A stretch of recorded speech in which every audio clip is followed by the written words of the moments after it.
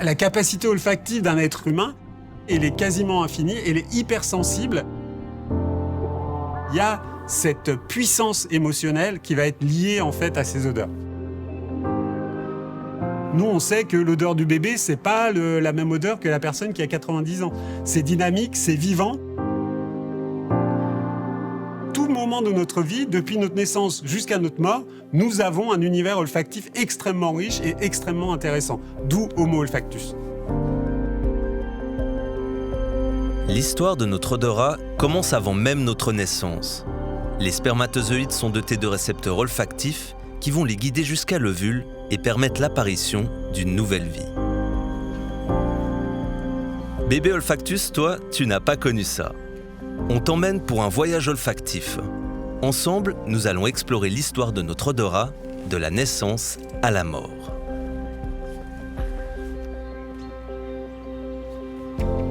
Voici Gala.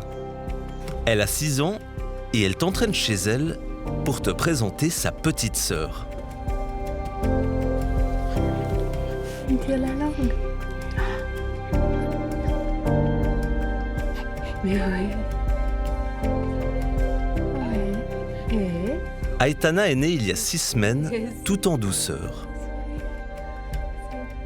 Elle a été guidée par son nez et les odeurs de Julia et Arnaud, ses parents. 7h, 7h, 8h. Oui, je te laisse. Tu m'appelles si tu veux. Oui. Moi, je pense que le plus fort de voir comment elle sent, c'était déjà depuis la naissance. Vraiment, comment elle sentait pour se guider, pour aller vers moi tout de suite, vers le sein. Et ça, c'est assez impressionnant parce qu'ils ont vraiment les yeux fermés, ils viennent de sortir et on sent que la seule chose qui les guide, c'est l'odorat, en fait. C'est avec son nez qu'elle cherche. À la naissance, le nouveau-né, pendant au moins 4 mois, il va être purement olfactif. Parce qu'il a une vision qui est très floue, il ne voit pas ce qui se passe autour de lui, son audition n'est pas du tout encore très bien développée. Et donc à la naissance, il va utiliser ce sens olfactif pour vraiment se faire un paysage olfactif de ce qui l'entoure. La peau de sa maman, la peau du sein, parce que ça c'est très important, le sein pour le bébé, parce que c'est là où il va avoir son aliment qui est unique, le lait, l'odeur du lait. Ah non, je vais l'allaiter ou non? Et bien sûr, l'odeur de sa chambre, l'odeur du salon dans la maison, l'odeur du parc où il se promène. On a l'impression qu'il gigote, qu'il n'est pas encore très dynamique dans son corps sur les mouvements, mais au niveau cérébral et au niveau olfactif, il est déjà hyper performant.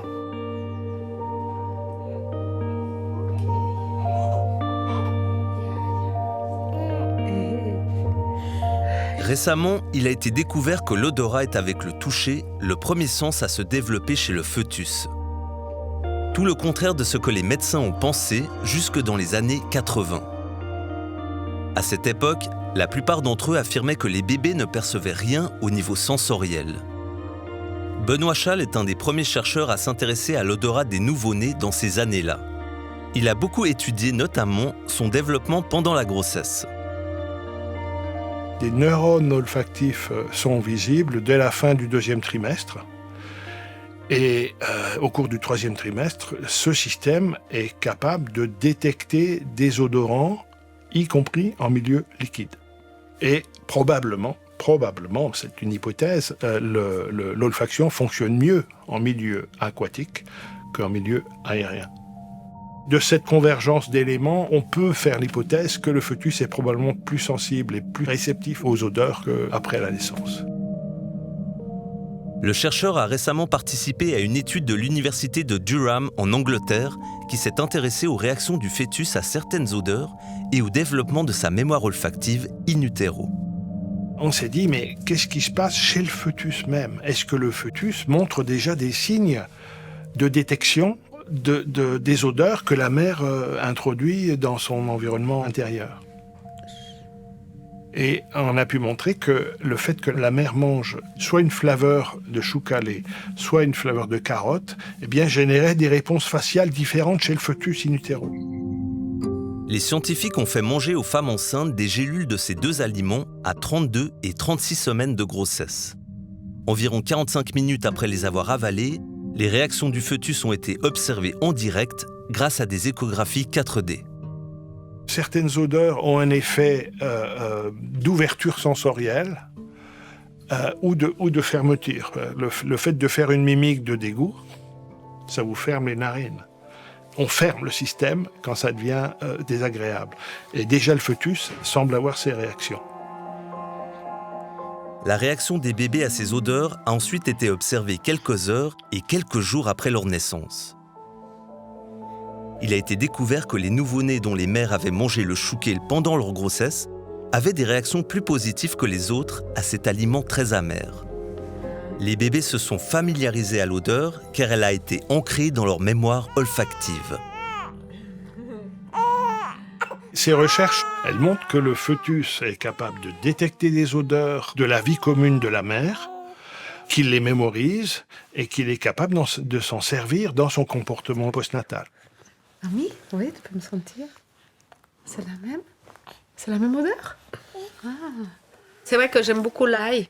Pendant la grossesse, j'en mangeais beaucoup. Et c'est vrai que ça m'a surpris. On a fait le lien avec Gala, que tout petite, elle, même bébé, elle pouvait supporter très vite de manger de l'ail, même l'ail cru. J'aime l'ail avec du poisson. Ouais.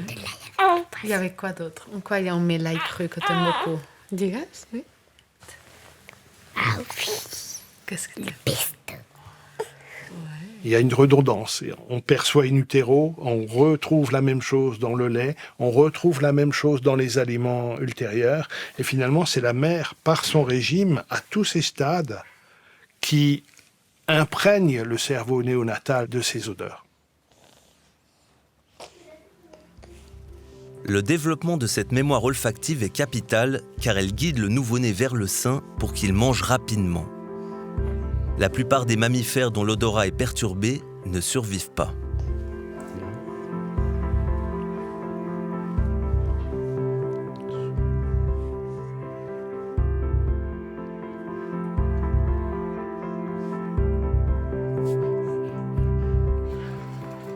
Tu vois, bébé olfactus, l'environnement olfactif dans lequel le fœtus et le nouveau-né grandissent influence énormément leur capacité à apprécier et reconnaître des odeurs. Et ça continue toute notre vie, particulièrement à son début. Notre enfance est très importante pour le développement de notre odorat. Parce qu'on va avoir le lien avec l'aliment, donc toute l'alimentation, ça va être aussi très olfactif. Et en fait, avant même que le langage parlé s'installe, ce sens olfactif va guider l'enfant pour éviter les dangers, vers ses aliments favoris, vers les odeurs, par exemple le parfum de sa maman, etc., etc. Donc on va avoir ces 10 premières années extrêmement riches, extrêmement développées dans le sens olfactif du terme. Et ça, c'est très important pour le développement du cerveau des petits, des enfants, jusqu'à l'adolescence et même jusqu'à l'âge adulte. Le système olfactif est intimement lié à notre cerveau. Voilà comment ça marche. Des molécules odorantes flottent dans l'air, ce sont elles qui composent les odeurs. Lorsque l'on respire, elles entrent dans notre nez et sont capturées par le mucus. C'est dans cette couche aqueuse que se trouvent les neurones qui portent les récepteurs olfactifs. Il en existe 400 types chez l'humain et chacun reconnaît des odeurs spécifiques. Ça veut dire qu'on peut jouer en fait sur la combinaison de ces 400 familles. Donc ça veut dire que nos possibilités de détection et de discrimination d'odeurs, de molécules odorantes sont quasiment infinies. Donc on est extrêmement performant au niveau olfactif. Surtout que notre système olfactif est composé de millions de neurones qui vont permettre de le connecter avec le cerveau.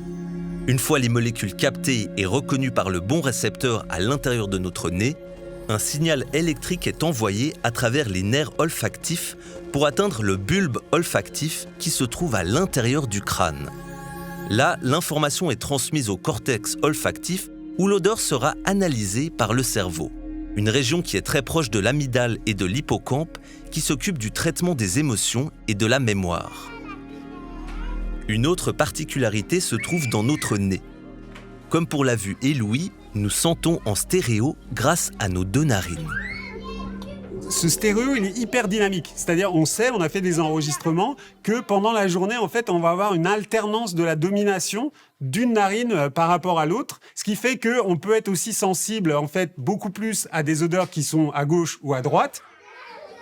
Et donc ça va donner un jeu comme ça de balance qui va activer en fait différentes populations de récepteurs olfactifs dans le nez. Et donc ça va donner en fait un dynamisme aérien et d'activité sensorielle qui va être intéressant ensuite pour le cerveau. Le cerveau de l'enfant, justement, est en plein développement à 4 ans.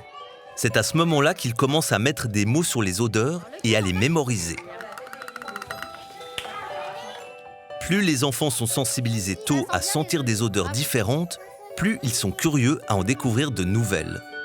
D'où l'importance de les rendre attentifs à ce sens. Quand on fait sentir des odeurs à l'aveugle, très souvent, les enfants ils arrivent à reconnaître l'odeur alors qu'un adulte n'arrive plus à reconnaître l'odeur.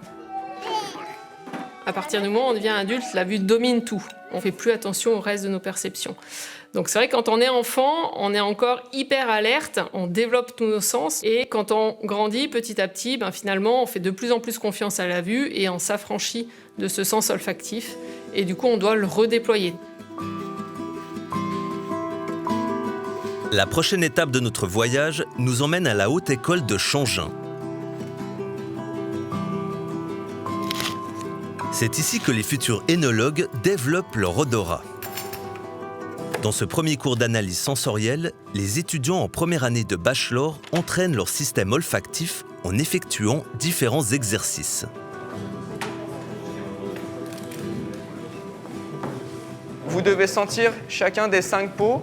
Si vous ne reconnaissez pas l'odeur exacte, aucun souci. Vous pouvez noter une description ou ce qu'on appelle une famille olfactive. Est-ce que c'est plutôt un fruit, une fleur ou une épice? Premier, vous avez mis quoi? Framboise. Moi aussi. Clairement. Toi aussi, framboise? 3. Poivre. Poivre aussi. 4. Rose. Et 5. Moi, j'ai mis pastèque ou concombre. Concombre, c'est un petit peu plus frais. Ouais. T'as pas ce côté frais. Moi, je le trouve plus sucré qu'un concombre classique. Comment vous avez senti le concombre au début? Première idée, c'est le concombre. Direct, ouais. Comme un flash comme ça, là, dans le cerveau. Mais c'est assez reconnaissable quand on a mangé. Ouais, mais une fois que vous l'avez dit, c'était hyper facile à... Bon, ça vient c'est hyper direct. identifiable quand tu sais ce que c'est.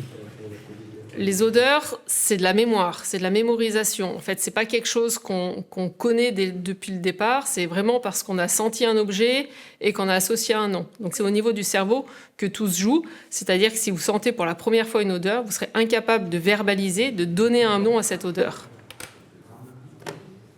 Si vous ne retrouvez pas l'odeur exacte, maintenant que vous savez de ce dont il s'agit, c'est de ressentir pour que votre cerveau fasse l'apprentissage, justement, que vous ayez une mémoire olfactive de ces différentes odeurs. OK? Alors, quelles sont vos propositions? Pastèque, concombre, courge. D'accord. Et ici? De l'herbe. Bois vert végétal. De l'herbe, bois vert, végétal. Ici, on est plutôt dans ce qu'on appelle la famille du végétal frais, puisqu'il s'agit de concombre. On est capable de détecter un nombre énorme d'odeurs. Un peu moins que le chien, mais l'être humain est capable de détecter des milliers, des milliards d'odeurs. Par contre, le problème, il est vraiment au niveau de la mémorisation.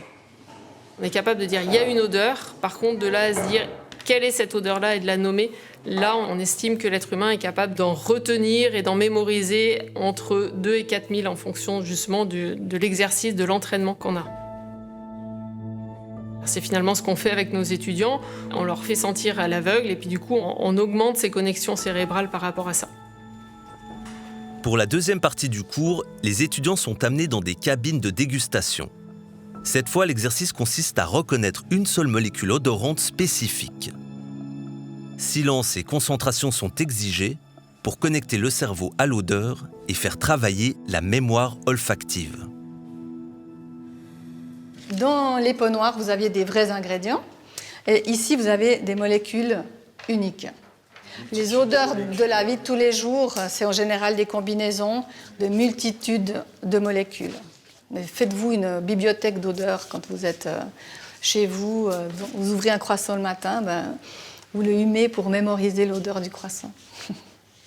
J'ai tendance à vraiment sentir un maximum de choses. C'est aussi ça qui m'a amenée sur la voie de l'œnologie, en fait, parce que c'est le sens que j'utilise le plus, on va dire. Toujours créer des liens entre les odeurs et ce à quoi on a déjà pu avoir affaire, quoi. On arrive toujours à peu près à un consensus sur ce qu'on a senti, Puis en fait, on s'est jamais entraîné à sentir le concombre, on s'est jamais entraîné à sentir le poivre, mais on le fait depuis qu'on est né, depuis qu'on sent. C'est naturel en fait. Ouais, donc... Par exemple, la framboise qu'on a sortie avant, enfin, moi ça me fait penser à ma grand-mère quand elle faisait ses pots de confiture, quoi. Donc, ouais, on va dire que chaque odeur, c'est un souvenir, c'est un passage dans notre vie, quelque chose qu'on a senti. Donc voilà. C'est le coup de la Madeleine de Proust. Pourquoi c'est toujours utilisé la Madeleine de Proust? C'est parce qu'en fait, le centre olfactif dans le cerveau est très lié à celui des émotions. Donc en fait, les émotions, la mémoire et l'olfaction sont relativement liés.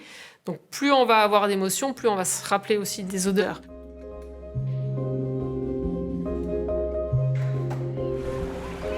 Contrairement à toi, bébé olfactus, les êtres vivants dégagent tous une odeur qui leur est propre à travers la dégradation de certaines bactéries.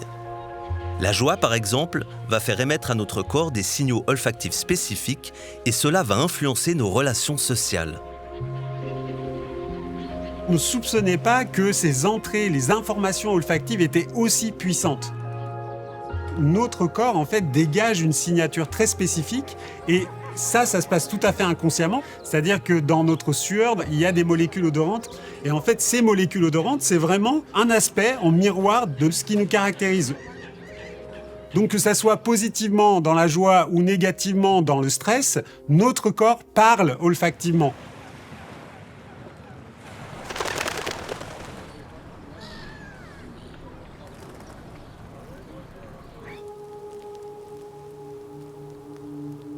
Mais alors, que se passe-t-il quand on n'a plus accès à ces indications olfactives, lorsque l'on devient anosmique? Marcher sans sentir, il manque forcément quelque chose. Il manque surtout le souvenir de toutes ces odeurs qui peuvent varier en fonction des saisons. Et c'est vrai que souvent je me surprends à essayer d'humer ou essayer de percevoir quelque chose et c'est pas là. Il manque réellement quelque chose qui je ne sais pas comment le décrire, mais quelque chose qui vient de la terre et qui vient vous remplir.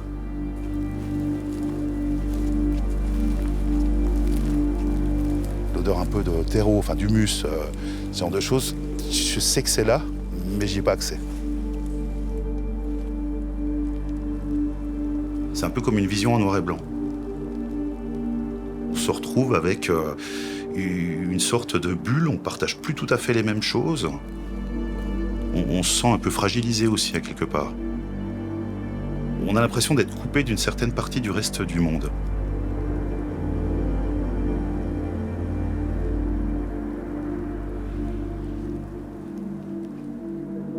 Je sais que cette maison a une odeur caractéristique. J'ai des souvenirs de ma grand-mère qui, le dimanche soir, préparait la soupe aux cerfeuilles, vous voyez. Mais ça, c'est une odeur que je conserve vraiment très fortement marquée. On aimerait bien pouvoir, de temps à autre, un peu les revivre, quoi.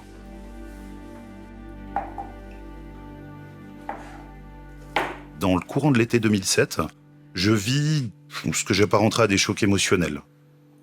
Le premier, c'est que j'ai failli passer à travers une toiture, dans le cadre de mon travail. Mais ça a quand même constitué, je dirais, une des plus grosses peurs de ma vie. Et pendant ce temps-là, donc, mon père était en train de décéder à peu près dans les mêmes périodes. J'encaisse le coup assez durement. Et l'odorat disparaît peu après. Et l'odorat a disparu peu après, effectivement. Il n'en a jamais eu la preuve, mais Florian lie la perte de son odorat à ces deux traumatismes psychologiques. Il se rend compte ensuite qu'être anosmique impacte très fortement ses relations sociales et son moral. L'échange autour des odeurs, il est omniprésent quand on regarde bien. On va dire tout de suite « Ah oui, ça sent super bon » ou alors « ça pue ». Et vous participez pas à ça. Le fait de plus avoir ce côté très, très primaire aussi de l'odorat fait que ça peut accélérer un petit peu le processus de déprime.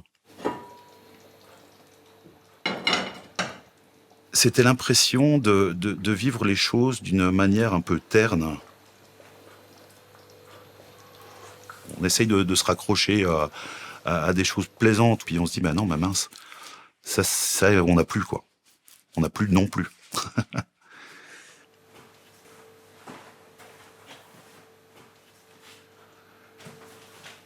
Le sens olfactif, il rentre très directement, très fortement dans les centres qui codent et qui sont responsables des émotions, du plaisir et des souvenirs. Donc si on empêche l'entrée de ces informations olfactives qui renseignent sur le monde qui nous entoure, et là, ces centres-là vont être en souffrance d'informations utiles, et donc moins de plaisir, moins d'émotions, moins de souvenirs. Et ça va conduire en fait à une fragilité cérébrale qui va finir par déclencher la dépression. Le récent épisode dépressif de Florian a été accentué par le fait que sa perte d'odorat n'a jamais été prise au sérieux par le corps médical. Et cela depuis le début de son anosmie, il y a 18 ans. Dans les premiers temps où je me suis réellement rendu compte qu'il y avait une perte complète d'odorat, je m'étais rapproché de médecins ORL qui n'avaient pas l'air forcément hyper passionnés par la chose. Donc en gros, tout va bien. Bah, monsieur, on ne peut rien pour vous. Au revoir, merci. Néanmoins, j'ai quand même de l'espoir, pas forcément pour retrouver l'odorat et être entre guillemets guéri, mais au moins déjà pour avoir une explication. Dire, bah, monsieur, vous ne retrouverez pas l'odorat pour telle raison. Les nombreuses personnes qui ont perdu l'odorat à la suite du Covid ont permis à l'anosmie d'être enfin prise au sérieux et d'être considérée comme un véritable handicap. Il n'y a rien pour vous? Non. Ok, parfait. Non, c'est important. Cela a poussé Florian à retourner consulter pour tenter d'obtenir des réponses. Est-ce qu'il y a une odeur? Légère odeur d'orange. Au service ORL des hôpitaux universitaires de Genève, il commence par passer toute une série de tests olfactifs. 7 réglisse cerise menthe cookies. Ouais, difficile. Florian échoue à quasiment tous les examens. Cerise. Mais les résultats permettront d'affiner le degré de sa perte olfactive et aider à découvrir son origine. L'anosmie est provoquée en général par 3 grandes causes. Herbe. La toute première cause d'atteinte olfactive, c'est toute maladie qui concerne le nez, que ce soit des congestions, des polypes dans le nez, des allergies, des rhumes chroniques. Ça, c'est le plus grand pourvoyeur de troubles de l'odorat. Ensuite, c'est des traumas crâniens. Le cerveau est une structure entourée d'un peu de liquide, donc il y a un peu de marge pour bouger, mais les nerfs de l'odorat sont impactés dans des petits trous qui traversent entre l'intérieur de la boîte crânienne et le nez. Et là, il n'y a pas beaucoup de jeu. Et ces fibres peuvent être arrachées. Et puis là, c'est comme un câble qui ne marche plus. Il y a plus d'odorat qui peut fonctionner parce que le câblage est déchiré. Et puis des atteintes olfactives post-infectieuses, comme on l'a vu pour le Covid, mais ça existait déjà avant le Covid avec d'autres virus. Et ça existera après le Covid avec d'autres virus que le Covid. Donc c'est pas toujours le Covid, ça peut aussi être une infection autre. Avec la répétition, Les différents tests passés par Florian ont confirmé qu'il est totalement anosmique. Très bien, ouais. Bah là, on va faire un examen clinique. Ouais. Regardez dans le nez s'il y a quelque chose. D'accord, ouais. Vous faites souvent des sinusites, monsieur? C'est assez fréquent, oui. Vous avez été opéré du nez, monsieur? J'ai été opéré du nez, ouais, en 2001. 2001? Ouais. Pour quelle raison? Pour une remise en place de la cloison nasale. Ouais, d'accord. Je vais examiner votre nez. L'anamnèse et l'observation clinique ouvrent 2 pistes aux médecins pour expliquer les causes de la perte d'odorat de Florian. Donc on va regarder là où il y a les récepteurs qui captent les odeurs. Ouais. Il y a eu un traumatisme crânien à un moment donné? À ma connaissance, pas. Après, il y a un passé qui a beaucoup fait de rugby, puis ensuite sport de combat. Ok. C'est possible que les sports de combat, le trauma crânien, peut faire en fait des séquelles au niveau du cerveau, et puis l'odorat peut ensuite disparaître. Même après le choc, quoi. Parfois, on ne s'en rend pas compte tout de suite. D'accord, ouais. Donc ça, c'est une possibilité. La deuxième possibilité, je vois que votre nez a été opéré. Oui. Avec pas mal de sécrétions, pas mal d'inflammations. On va aller rechercher un tout petit peu ces deux causes dans ces deux directions-là. Donc voilà un petit peu le plan. Donc on va faire un scanner, une IRM, et puis une prise de sang si nécessaire. Donc il y a plusieurs choses à faire pour découvrir ce que vous avez. Un long parcours. Un long parcours. Entendu. Florian va commencer un traitement anti-inflammatoire et reviendra dans quelques semaines pour analyser le fonctionnement des zones cérébrales dédiées à l'olfaction. Une situation assez classique, puisque dans un quart des troubles olfactifs, il faut suivre le patient dans le temps pour en comprendre les causes. Florian peut en revanche nourrir l'espoir de sentir à nouveau, car l'odorat est un sens très particulier. Alors, il y a un truc qui est extraordinaire avec notre sens olfactif qu'on n'a pas avec les autres sens, c'est que nos détecteurs qui sont dans notre nez, les récepteurs olfactifs et les neurones olfactifs qui les portent, ils se renouvellent toute notre vie. On a donc des jeunes neurones olfactifs qui apparaissent environ toutes les 5 à 6 semaines, ça dépend de chaque personne.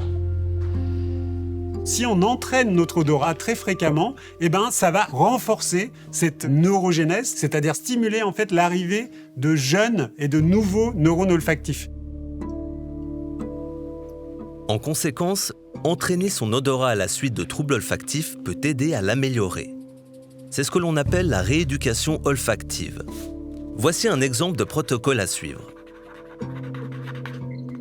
Tout d'abord, il faut choisir 6 huiles essentielles à sentir et les transférer dans des récipients neutres pour ne pas pouvoir les différencier. Pour espérer avoir des résultats, il faut respirer les odeurs le matin et le soir, idéalement à jeun, tous les jours pendant au moins 3 mois. À chaque fois, il faut d'abord humer les senteurs une première fois, puis ressentir à nouveau, mais en connaissant le nom de l'odeur et en se concentrant sur elle. C'est vraiment un acte de conscience, on sent des odeurs, on se prend un peu de temps et le cerveau focalise là-dessus. Certaines aires du cerveau qui sont responsables pour l'odorat se fortifient en faisant cet entraînement. Donc ça montre que ce n'est pas juste l'intérieur du nez où il y a plus de neurones qui repoussent. Ça, on ne sait pas vraiment si c'est le cas, mais on sait que le cerveau arrive à mieux extraire un signal et mieux le travailler et en quelque sorte mieux comprendre, même s'il entend un petit peu moins. Les pertes olfactives restent encore très mystérieuses. Mais pour le Covid, les causes ont été bien étudiées et l'on sait maintenant que les virus attaquent le système neurologique. Il y a certaines cellules dans la zone de l'odorat qui sont affectées par le virus du Covid et ensuite ça interrompt la cascade du fonctionnement olfactif. Donc des neurones, donc c'est les cellules qui reconnaissent les odeurs, et il y a des cellules autour qui sont des cellules de soutien. Et en fait, le Covid va attaquer ou infecter ces cellules de soutien, et du coup, le neurone ne peut plus travailler, donc l'odorat s'arrête de fonctionner. L'échafaudage s'écroule, la muqueuse olfactive s'assèche et l'odorat dysfonctionne. Heureusement, les neurones olfactifs se régénèrent et la plupart des gens retrouvent l'odorat après quelques semaines. Mais dans environ 5% des cas, tout ne se passe pas comme prévu. C'est ce qui est arrivé à Sonia. Elle attrape le Covid en janvier 2021 et perd rapidement l'odorat. 2 mois après, tout avait pris des saveurs bizarres. Donc là, en l'espace d'une nuit comme ça, je me suis aperçue en fait qu'au lieu de ne plus rien sentir, ou de sentir peu, tout était altéré. Et là, panique. Panique totale. Le melon, je le mets dans la bouche et j'ai l'impression de manger une savonnette. Pour moi, c'est du savon. La mandarine, comme si c'était de l'essence, de la benzine. Et le poulet, quand j'essaie d'en manger aujourd'hui encore, 4 ans après, c'est comme si la viande était moisie. C'est ce que l'on appelle la parosmie. Un peu comme un piano qui se désaccorderait au moment de la neurogénèse, lorsque le système olfactif se régénère.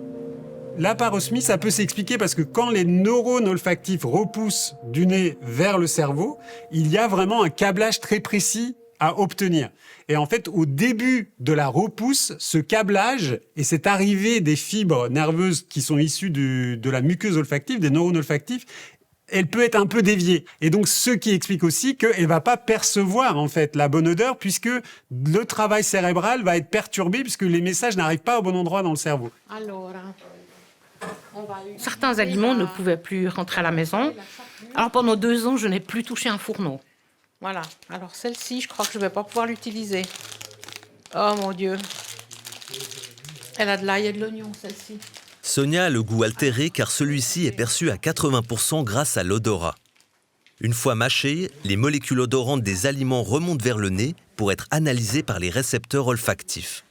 C'est ce que l'on appelle la rétro-olfaction. Et puis, toi, tu goûtes après, s'il te plaît. Ça va, sel? On est bon? J'étais créative, j'inventais des plats, je fermais les yeux. Mon nez partait, je disais, ah ok, je pourrais jouer avec cet aliment ou avec un autre. Et tout s'est arrêté. Alors les filets de perche, c'est moi. Ce jour-là, l'Italienne d'origine est venue rendre visite à ses parents pour fêter en famille l'anniversaire de son père. Encore joyeux anniversaire. Mais depuis le début de ses troubles olfactifs, Sonia a de la peine à profiter de ces moments. Non.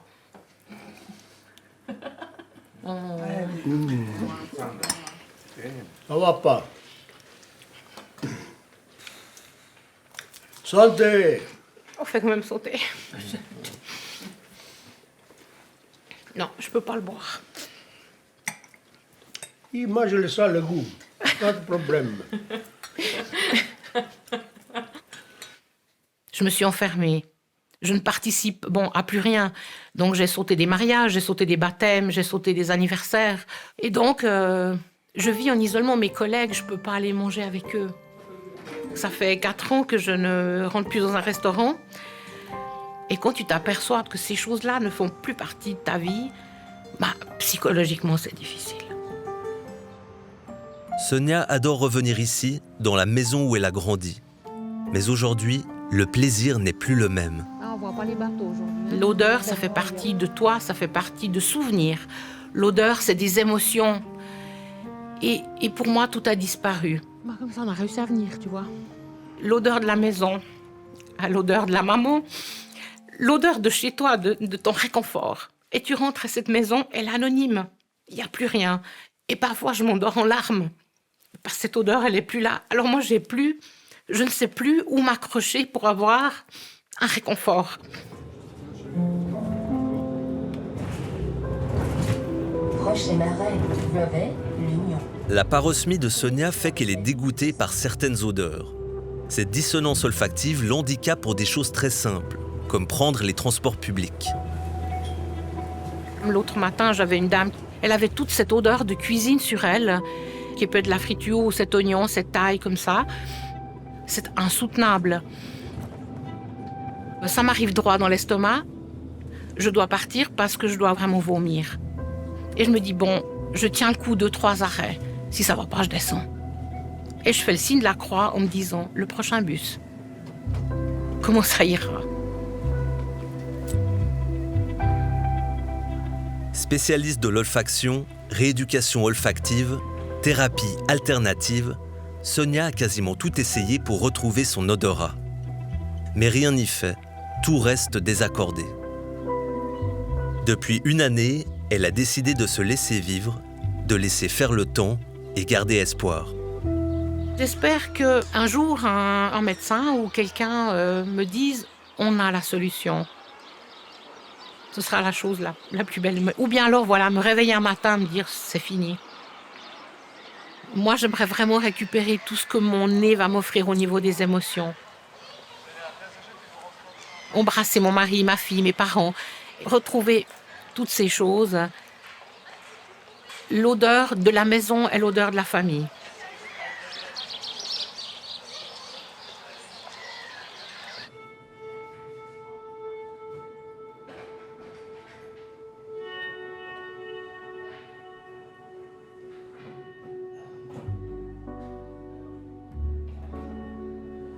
La mémoire olfactive, elle est hyper puissante parce qu'il y a un lien direct, très rapidement, entre le nez, le cerveau et les centres des mémoires, alors que pour la vision, il y a tout un traitement du signal qui prend plus de temps, plus de neurones, plus de filtres.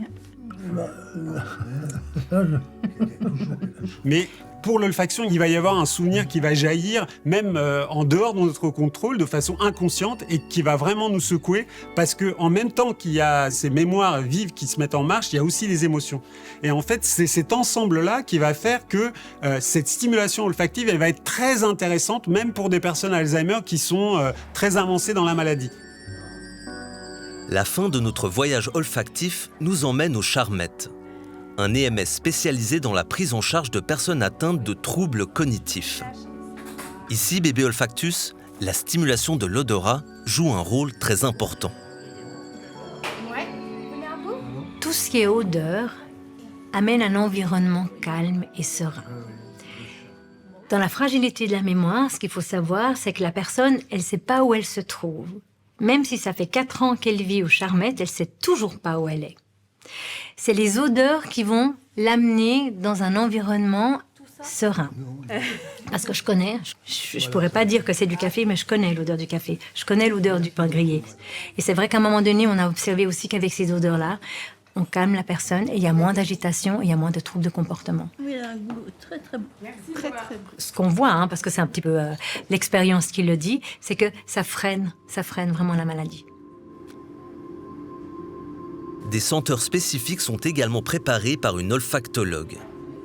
Elles sont ensuite diffusées dans certains lieux de passage pour apaiser les résidents. Ça fait penser à du vin. Des ateliers olfactifs sont aussi organisés chaque semaine avec une olfactothérapeute. Estelle choisit des odeurs spécifiques en fonction des participants afin de stimuler leur cerveau. Tenez. Et ensuite, vous porterez à votre nez l'odeur, vous la respirerez, et puis on parlera ensemble de ce que ça nous évoque. Oui, j'aime bien. En plusieurs odeurs. Tu arrives à décortiquer pour nous dire ce que tu vois ou ce que tu ressens? Non, pas du tout. Pas du tout.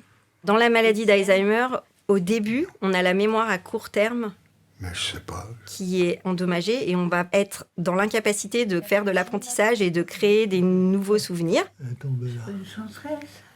C'est quoi? C'est intéressant d'aller piocher dans la mémoire ancienne, la mémoire à long terme. Et avec l'olfaction, ce qu'on cherche à faire, c'est avoir un réveil de mémoire autobiographique, c'est-à-dire qu'ils nous partagent leur expérience de souvenirs qu'ils ont, eux, vécus.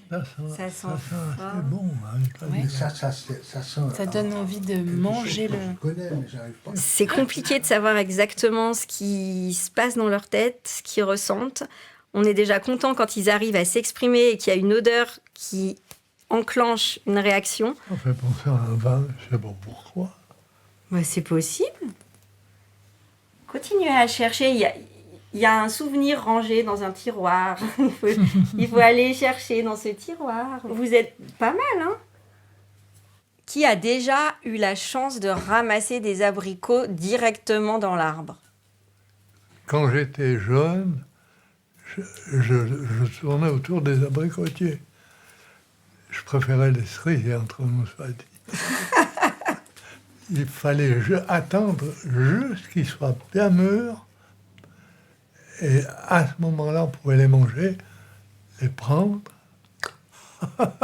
Tu les mangeais comme ça ou tu les ramenais pour le... Non, non, c'était pour moi. Ce qui m'anime, c'est vraiment de voir qu'une odeur peut susciter des réactions super belles et des souvenirs qui reviennent à la surface, mais qui sont totalement intacts. Je trouve ça juste merveilleux. Je souris avec eux quand je vois qu'il y a une étincelle et qu'il y a quelque chose qui se passe. Jean-Marie, viens, va sentir. Sens. Tu respires l'odeur du chocolat. On le sent. Respire doucement. Va aller s'installer. On va travailler avec l'odeur du chocolat. Estelle fait également des sessions personnalisées avec des résidents plus avancés dans leurs troubles cognitifs, comme ici avec Jean-Marie. Respire encore un petit peu. Tu vois, ça t'apporte de la détente. Oui. Où est-ce qu'on va où, là, Jean-Marie? Viens, assieds-toi. Assieds-toi, là. Non?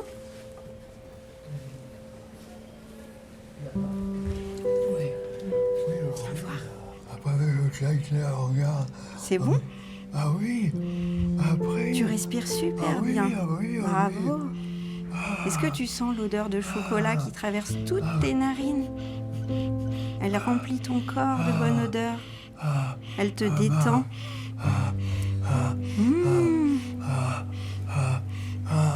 Tu aimes? Tu aimes cette odeur? Oui. Oui. Est-ce que tu veux qu'on s'installe tranquillement? Comme ça, on peut regarder les images en même temps qu'on sent. Ah oui, ah Oui? oui, ah oui, ah oui. On essaye? Oui, oui, oui, oui. Jean-Marie. Voilà. Un bon chocolat. Chocolat chaud au lait.